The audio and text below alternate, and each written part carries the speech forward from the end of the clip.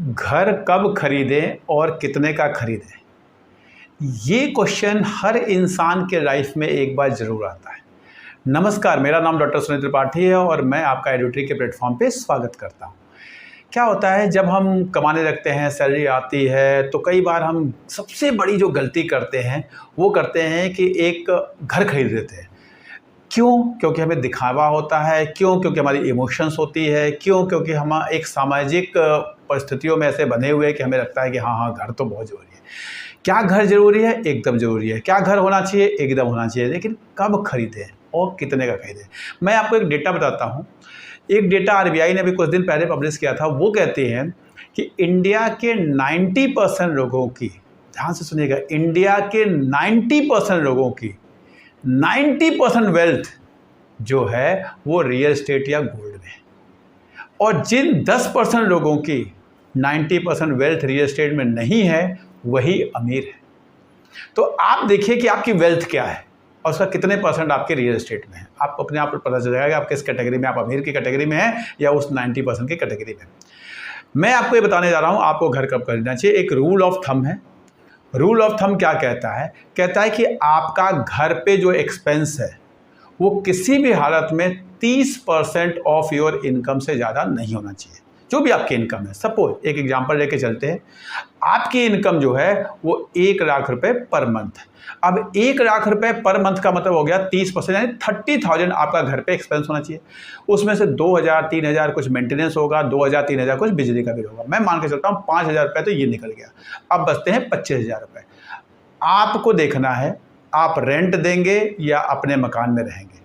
अगर आप 25,000 रुपये में ऐसा कोई मकान खरीद सकते हैं, कोई भी खरीद सकते हैं जिसकी ईएमआई 25,000 रुपये आए, तो आप घर खरीद लीजिए।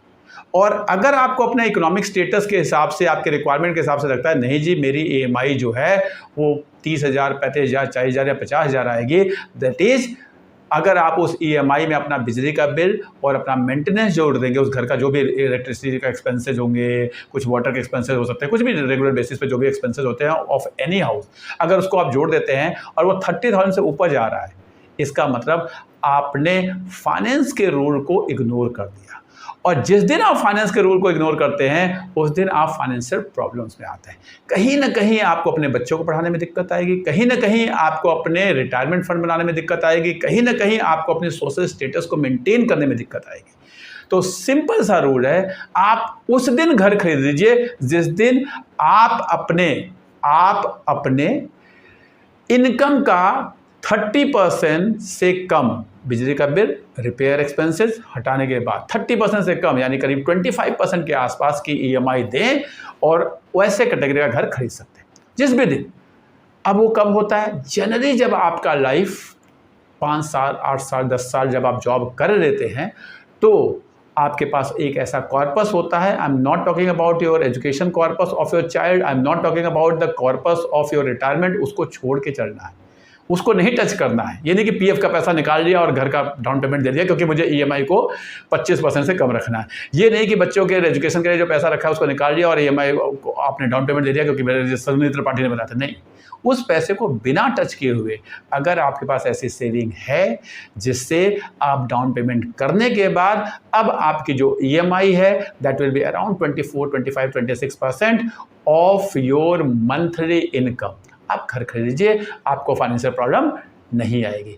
जब तक इस सिचुएशन में नहीं आते हैं आपको घर नहीं खरीदना है। या आप खुशी से खरीद सकते हैं, छोटा घर खरीदिए, 1 BHK खरीदिए, स्टूडियो अपार्टमेंट खरीदिए जो इसकी ईएमआई आपकी 25% आएगी। आप उससे सेटिस्फाइड नहीं होंगे, आपको तो बड़ा घर चाहिए, आपको तो बंगलो चाहिए, तो बंगलो तक वेट करिए, खरीदिए। मैं भी चाहता हूँ आप ग्रो करिए, मैं भी कहता हूँ ग्रो करिए, मैं भी घर खरीदता हूँ, मुझे भी ग्रो करना है। लेकिन ग्रो करने के लिए ध्यान रखना है फाइनेंस के रूल के साथ, जहां आपने कॉम्प्रोमाइज़ किया वहां आपको प्रॉब्लम आएगी। घर आपका अच्छा हो जाएगा लेकिन आप फाइनेंस, आपके रिटायरमेंट के टाइम पे आप परेशान रहोगे, आपके बच्चे के एजुकेशन के टाइम पे आप कॉम्प्रोमाइज़ करेंगे। आपको देखना, आपको प्रायोरिटी सेट करनी है। पहली प्रायोरिटी है आपकी रिटायरमेंट, सेकंड प्रायोरिटी आपके बच्चे के एजुकेशन, थर्ड प्रायोरिटी आपकी कहीं घर आना चाहिए। वो थर्ड प्रायोरिटी की चीज़ को अगर आप पहली प्रायोरिटी में करेंगे दिक्कत आएगा। Reminding, 25% of your monthly income should go in EMI of the house, not more than that। उससे कम हो बहुत अच्छा है। घर खरीदते समय ये ध्यान रखना, जब भी वो समय आ जाए, जब आपका सैलरी बढ़ के हो जाए, जब आपकी सेविंग्स बढ़ के इतना हो जाए कि डाउन पेमेंट देने के बाद उस सिचुएशन में आप जाए। नमस्कार।